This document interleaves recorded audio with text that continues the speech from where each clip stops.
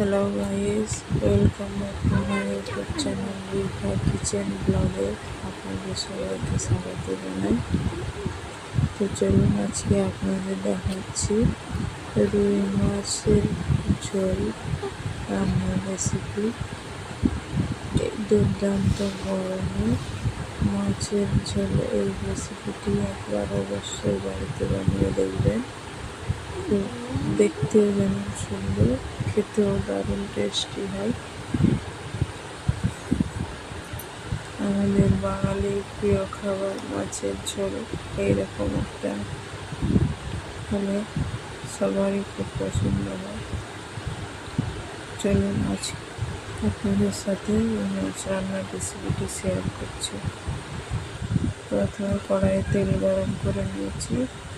আগে থেকে মাছের নুন, হলুদ, লঙ্কার গুঁড়ো, আদা রসুনের রস দিয়ে মাখিয়ে রেখেছিলাম। এবার মাছগুলো কড়াইতে দিয়ে ভালো করে ভেজে নেব, লাল লাল করে।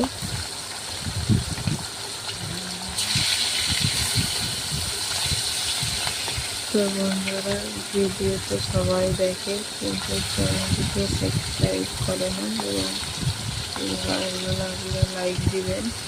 আপনাদেরকে রিকোয়েস্ট করছি, ভিডিওটি যদি ভালো লাগে চ্যানেলটিকে সাবস্ক্রাইব করবেন।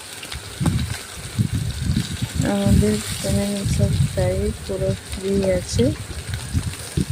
তো এবার দেখুন মাছগুলো ভাজা হয়ে গেছে, এবার তুলে নেব সব একে। এবার ওই তেলেই আগে থেকে কেটে রাখা বেগুন, মশলা মাখিয়ে রেখেছিলাম, এগুলো ভেজে নেব। মাছে এইরকম সাইজের করে কেটে বেগুন ভেজে দিলে তরকারিতে খেতে দারুণ মজা হয়। বেগুনগুলো দুটো লাল লাল করে ভেজে তুলে নেব।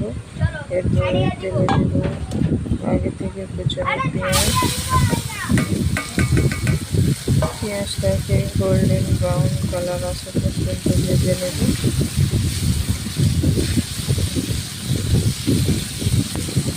পেঁয়াজটা যখন এরকম ভাজা হয়ে যাবে, এতে আদা রসুনের পেস্ট দিয়ে দেবো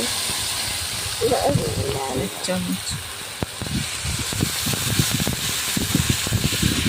তুলে ভালো করে 2 মিনিটের মতো ভেজে নেব।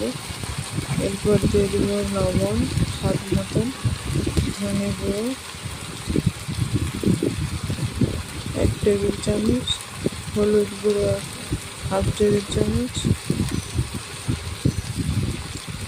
মরিচের গুঁড়ো 1 টেবিল চামচ, জিরে গুঁড়ো 1/2 টেবিল চামচ,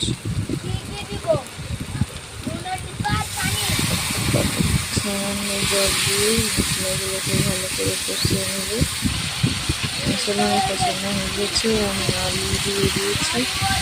তো বন্ধুরা, আলুটা ভাজি যখন ক্যামেরাটা বন্ধ ছিল, অন করতে ভুলে গিয়েছিলাম, দেখাতে পারিনি। দেখুন আলু দিয়ে আমি ভালো করে কষিয়ে নিয়েছি। এবার দিচ্ছি জিরে, সরিষা পোস্তের পেস্ট, এটাকে নাড়ে চাড়িয়ে ভালো করে মিশিয়ে নেব। কাঁচা গন্ধটা যতক্ষণ না যায় একটু ভালো করে কষিয়ে জল দিয়ে দিচ্ছি। দিয়ে এবার আগে থেকে ভেজে রাখা বেগুন আর মাছ দিয়ে দিলাম। ঢাকনা দিয়ে ঢেকে 10 থেকে 15 মিনিটের মতন জাল করে নেব। এরপর দিয়ে দেবো কাঁচামরিচ আর ধনে পাতা কুচি। রান্না কমপ্লিট। এবার আপনাদেরকে পরিবেশন করে দেখাচ্ছি। দেখতে কত সুন্দর হয়েছে, দেখতে যেমন সুন্দর, খেতেও দারুণ টেস্টি। আপনারাও বাড়িতে অবশ্যই বানিয়ে দেখবেন। এই গরমে রুই মাছের পাতলা ঝোল, এই ঝোলটা প্রচুর সুস্বাদু হয়।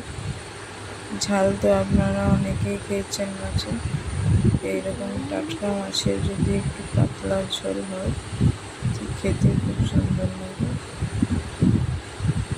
দেখুন কত সুন্দর হয়েছে রেসিপিটি। ভিডিওটি ভালো লাগলে একটি লাইক দিবেন এবং চ্যানেলটিকে সাবস্ক্রাইব করবেন। ধন্যবাদ সবাইকে।